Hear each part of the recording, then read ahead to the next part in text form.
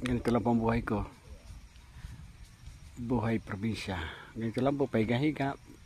Pag nakatapos ng ginagawa mo, mapagod ka, higa lang sa duyan. Masarap nga po manirahan dito. Ang problema lang po dito, ang hirap ng pira. Bago ka na magkapira, magtihintay ka ng ilang buwan sa iyong mga tinanim bago ka po magkapera. Pero ang sarap po dahil yung paligid ko, sariwang hangin talaga, malalanghap ninyo.